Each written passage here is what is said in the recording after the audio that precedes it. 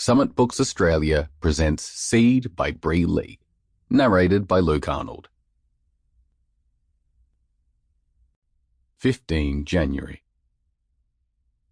I watched her through the glass, her belly distended with Daniel's baby. She was sticking it out and rubbing it like they do, swamped in an oversized scarf parka with sleeves that went past her fingertips. It was terrible of her to come here like this.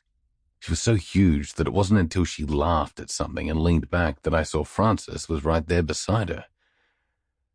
That laugh.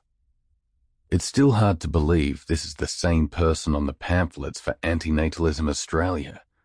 This once magnificent woman who now resembles a backwards waddling tortoise. A creature of exceptional intellect reduced to a leaking mass of hormonal impulses. I suppose that was the answer. She wasn't the same woman. 7 years for all the cells in her body to have replenished themselves. That was about how long it had been. A walking, talking, hypocritical ship of Theseus. Francis saw me and smiled, waving me in. Kate followed Francis's line of sight and smiled too. I scanned my pass against the terminal and the door slid open, a burst of warm air in my face. Look! Kate was pointing to the corkboard of shame on the wall opposite the McMurdo post desk. Record number of wankers this year. She was talking about the men who wrote into the Anarctos Project asking if we would store their sperm. Triple digits. Frances shook her head. That's because of that news story about this year being the end of Phase 3. They're all panicking. Listen to this. Kate leaned in and read one out. I formally request storage of my male seed. As a tax-paying American, I am entitled to some benefit from this multi-billion-dollar facility. Francis groaned. I don't know why I'm still so shocked when they actually used the word entitled. John appeared at the post desk behind us. Record number of unsolicited semen samples, too. Both women made gagging noises. It's a shame they banned rubbish burning, Kate said. I'm allowed to incinerate dangerous scientific byproduct, Francis offered, and all three of them laughed, like it was old times, like Kate hadn't fucked everything up. You okay, Mitch? She put her hand on my forearm and I flinched. Her parasite would go on to shit out 10 tons of CO2 a year. More, if it was a Ford-driving fuckwit like its dad.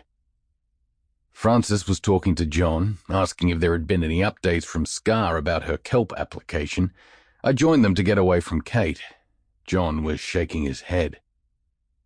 Francis raised her voice.